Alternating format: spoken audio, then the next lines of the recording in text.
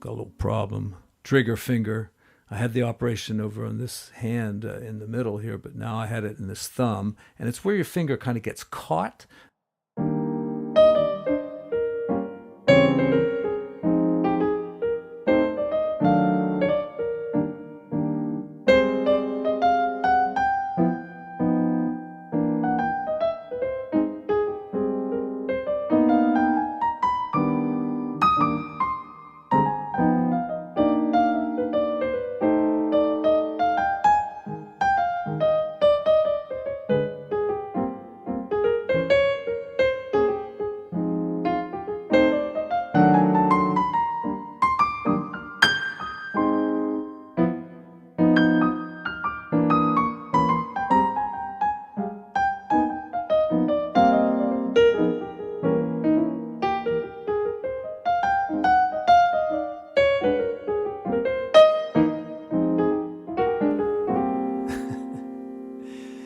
It'll be good to get back to playing again.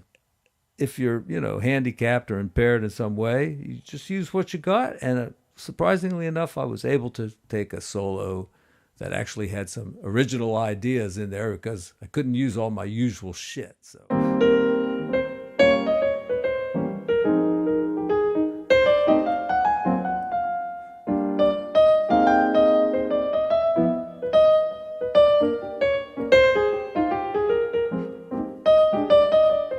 Let's talk about rootless voicings. So the next chord we've got G minor 7, flat 5, and they're not all going to be rootless voicings. The root is there. Let's just say we're talking about left hand, what to do with the left hand. So good.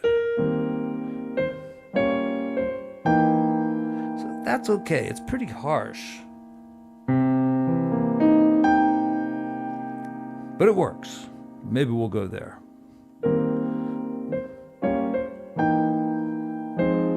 And this is really kind of almost a carbon copy of the same thing. We got an A minor 7 flat 5 and the D7 sharp 9. But we're trying to get creative here. You could try all these different diminished chords. None of them seem to work. That one kind of works. Will it work? What would I do? Yeah, I like it, but how do you get to there?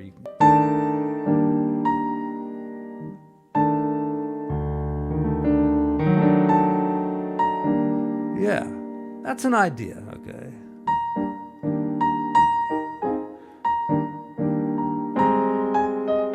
Let's use something smaller. Let's not always do 4 notes. Let's do like little fragments. Those are great. It could be an F minor, it could be A flat major 7th.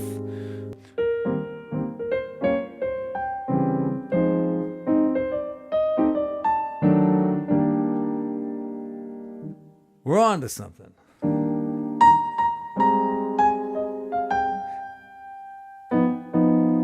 Okay, that one's going to work okay. Well, here's the classic thing.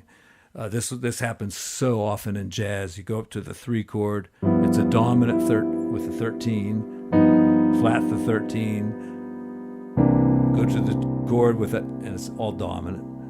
Go with the 9 and the flat 9, and it gives you this chromatic little melody, which is going to sound.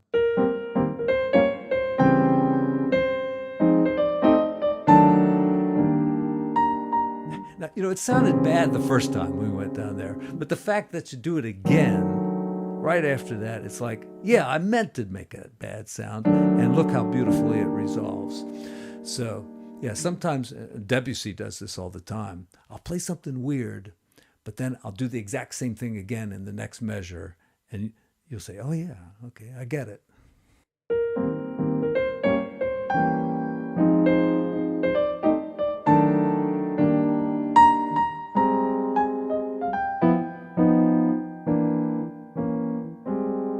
And this time, when I played this, I'm on the F minor. And did you hear how I went through the 13, flat 13, 9, flat 9, and F minor? And you could even think of it as F minor 7, flat 5. Right? Because it could be F minor 7, flat 5. Could be D flat. Could be A flat minor 6. Right?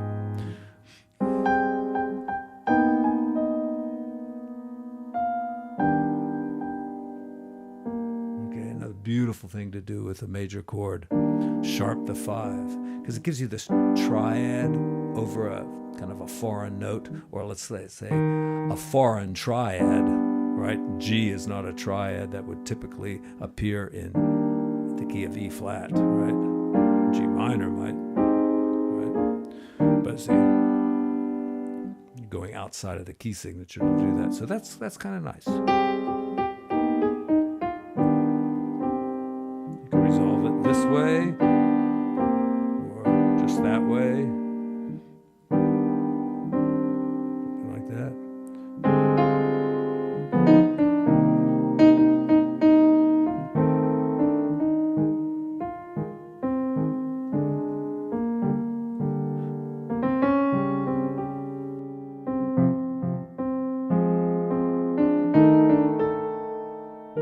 So trying to get very sparse and maybe just use some tritones and things. Let's see if I can use a couple of those ideas and solo at the same time.